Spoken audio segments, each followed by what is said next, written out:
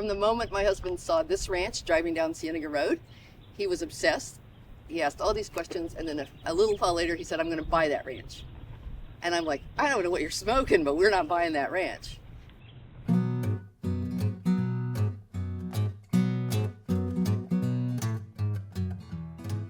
Two and a half decades later, Sallie Calhoun is proudly raising sheep, cattle, turkeys, pigs, wine grapes, and more at Paicines Ranch. Paicines Ranch spreads across 7,600 acres, an area 7.5 times the size of Golden Gate Park.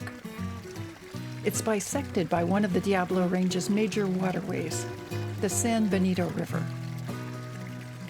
The thing I love about the river is it's really complex. It's always dynamic. It's always doing stuff you never expected.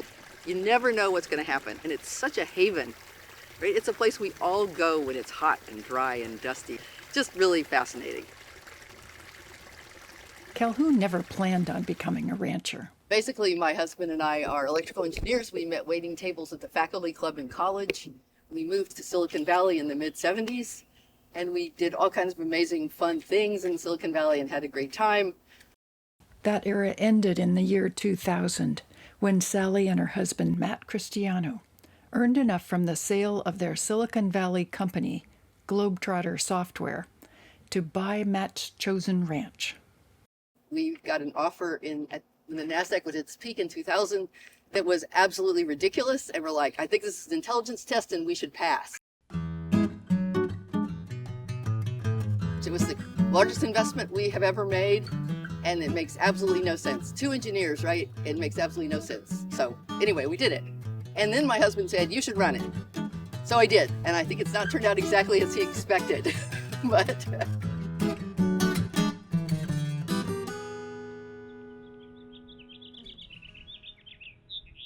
I started out really curious about how it should be managed. I was super interested, and I would go around and ask everyone, what's my reference river?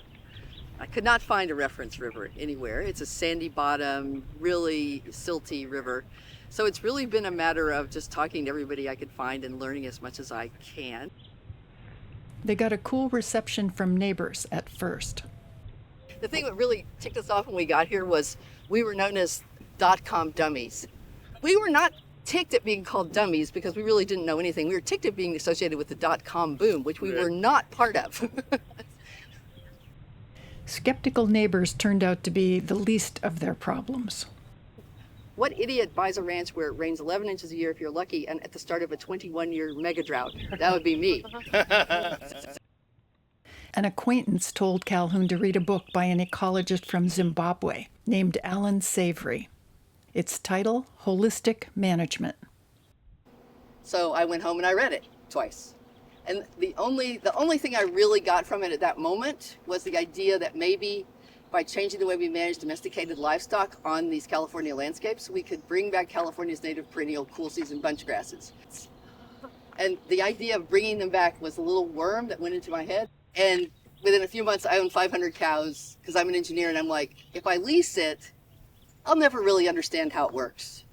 So I decided to be a rancher. And one thing led to another, and soon I was doing grass-fed beef. I ran a meatpacking plant in the Central Valley, started investing in farms and ranches, starting doing philanthropy in the space. And it goes on, and the worm has now consumed my entire brain.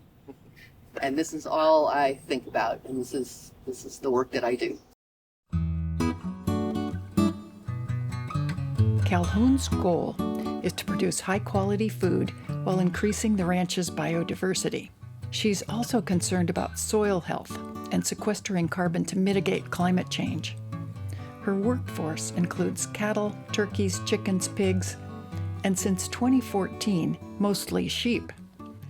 Compared with cattle, she says, sheep require less water, do better on native forage, and produce more pounds of meat.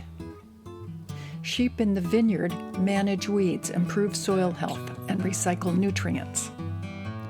The flock is moved around frequently to prevent overgrazing. Historically, land along the river was grazed constantly throughout the growing season, but Calhoun grazes it periodically, allowing time for the plants to recover.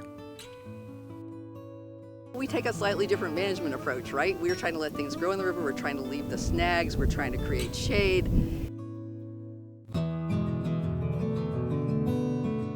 I have consistently, since I got here, tried to do things that a reasonable rancher could do.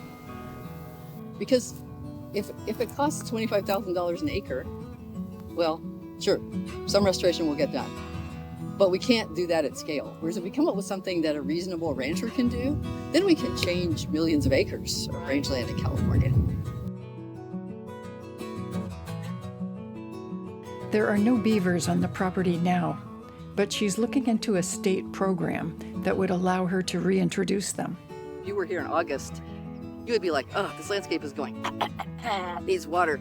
So our initial thoughts about beavers was we could rewater, we could raise the water table and get a lot more subsurface water flowing on the benches just above the river. We can actively get beavers back. They would be a real feature on the landscape, I think. A few springs ago, the raging San Benito River overleapt its banks and cut through an oxbow, reducing the river's length by a mile and drying up 88 acres of forest. We were all in dismay. We were all talking about, oh, should we plug the hole and try to put the river back? And then we had this wonderful young shepherd who's a wildlife biologist by training, who said, well, interesting things will happen over there. Snags are full of biodiversity. We don't know what's going to live and what's going to die, but it will be different, and that's okay. So basically, we've decided to embrace what the river did.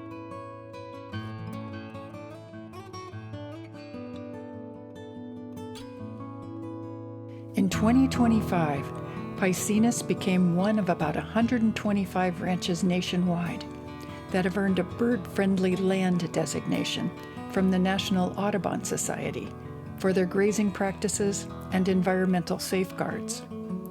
Meadowlarks, shrikes, and tricolored blackbirds thrive here, as well as great horned owls, golden eagles, and even condors. The overall abundance of life delights the ranch's staff and guests. You don't see mountain lions very often, fortunately. Last fall was the first time we had a mother and two cubs who hung out, and of course we had a group of 30 people here for the week, so that was a little nerve-wracking. But we often joke that once you increase biodiversity, you get it all. Today, neighbors are more tolerant of the former Silicon Valley engineers in their midst. Some of them are our friends now, and it's fine. I think people now realize that we are not here to build houses, and we're not leaving. And if you come to a place and you're authentic and sincere and want to be part of the community, then people will eventually accept you, I think. I understand a lot of the challenges that face ranchers way better than I did 25 years ago when I referred to myself as a suburban environmentalist. We can talk about the great land theft. That was a catastrophe in the 19th century. But since then, it's ranchers who have stewarded these big pieces of land and are, to some degree, under assault a lot of the time. When I got here, I very quickly decided that I was a person who could be a link between urban people and this landscape. So I love this landscape. I want people who don't live here not to think of this as empty ground. I want them to think of it as this is a place where food comes from and passionate people steward the landscape. So we have welcomed people here for over 20 years. The ranch hosts tours, events, and weekly luncheons. It's also in the ecotourism business, renting cottages for overnight stays. These activities take time and staff, but Calhoun sees them as vital to her educational mission, sharing her food, love of the land, and new perspectives with the larger world. My thought is, my job is to get out of the way as much as I can and create the conditions for Mother Nature and life to do what it is the best thing to happen for the planet as a whole. So I have few theories about what should happen. I want to make sure I'm not in the way, though. That's kind of the big goal.